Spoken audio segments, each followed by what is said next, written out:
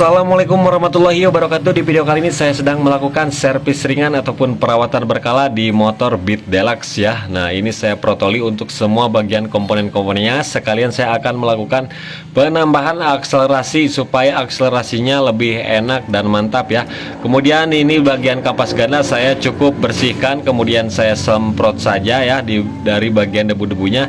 Dan untuk damper karetnya itu masih bagus, kampas gandanya itu masih bagus ya teman-teman. Kemudian untuk cara pemasangan persentrinya diperhatikan ya teman-teman, ada yang panjang ada yang pendek, itu harus searah semua ya teman-teman, jangan sampai dibolak-balik.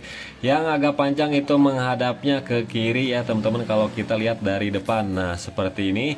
Kemudian kita pasang platnya ya teman-teman. Untuk yang tumpul itu di bagian bawah dan yang tajam itu di bagian atas. Jadi seperti inilah untuk cara bongkar pasang kampas ganda. Kalau misalkan teman-teman ganti kampas ganda, caranya seperti ini ya teman-teman. Kemudian kita pukul menggunakan kunci sok 10 di bagian pennya ya, supaya lebih ke dalam, supaya mudah nanti saat proses pemasangan bagian sepi penguncinya. Nah kemudian tinggal kita pasangkan sepi penguncinya, kita gunakan tang ya, kita dorong seperti ini.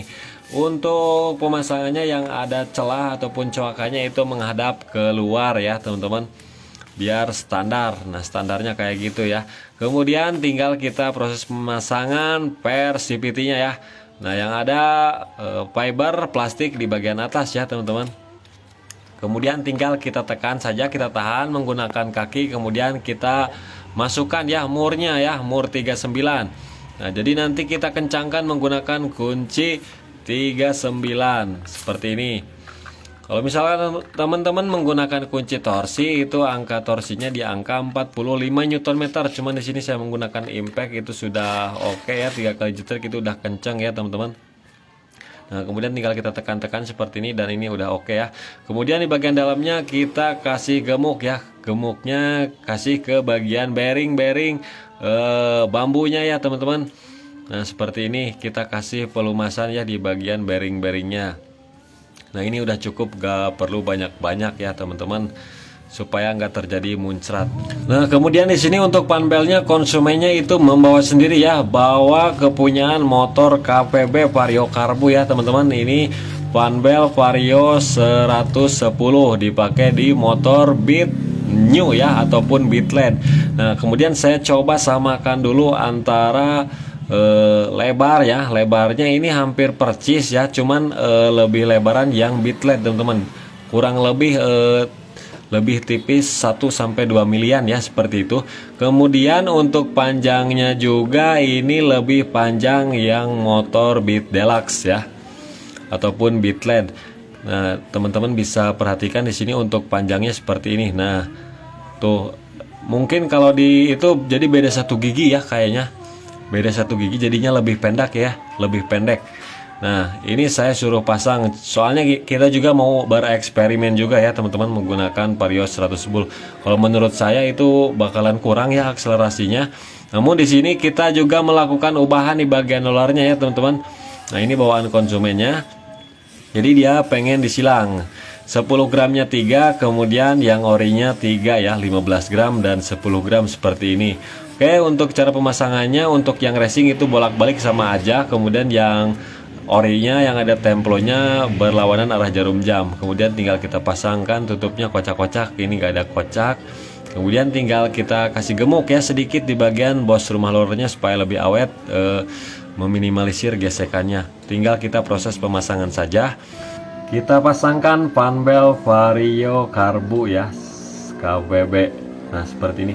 Nah kalau menurut saya ini pasti ada sedikit minusnya ya teman-teman.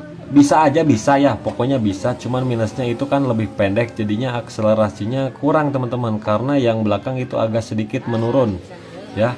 Beda dengan yang standar itu kan lebih besar ke atasnya, jadinya ini bakalan kurang di akselerasi. Tapi nggak tahu, kita coba aja nanti ya. Kemudian kita pasang kipas, gigi engkol, ring, mur kita kencangkan. Kalau saya ini di sini menggunakan impact itu 3 kali jetrek udah cukup. Kalau misalkan pakai kunci torsi itu 59 Nm. Kemudian yang belakang pasang mangkok, ring, kemudian mur ya, mur 19. Kita kencangkan menggunakan kunci 19. Kalau kita pakai kunci torsi di angka 49 ya, 49 Nm. Oke, udah kencang, tinggal kita coba hidupkan ya teman-teman. Nah, jadi ada kelebihan, ada kekurangannya ya. Kelebihannya itu si suaranya jadi lebih halus, karena kalau yang orinya kan itu bergerigi, jadi itu ada sedikit kemeresek. Kalau pakai KPB itu suaranya jadi halus teman-teman, itu soalnya tidak ada geriginya di luar ya. Nah teman-teman, itu turunnya kurang lebih 2 mili ya ke bawah, jadi yang belakang itu jadi lebih kecil teman-teman. Mungkin ini untuk akselerasinya kalau diaplikasikan roller 10 gram dan 15 gram itu mungkin akan lebih maksimal juga ya. Beda lagi dengan menggunakan Orion. Kalau misalkan roller ori pakai panbel vario itu bakalan minus ya, ada kekurangannya. Tapi kalau di oplos rollernya itu ya pasti lebih nambah, akselerasinya pasti juga lebih nambah. Nah, seperti itu ya teman-teman. Kita kencangkan, kemudian di sini saya uji tes juga ya, uji tes, dan saya coba itu ya mendingan lebih enak daripada yang standarnya, karena kan rollernya itu juga udah diubah. Jadi begitulah teman-teman tutorialnya ya. Mudah-mudahan video ini bisa bermanfaat.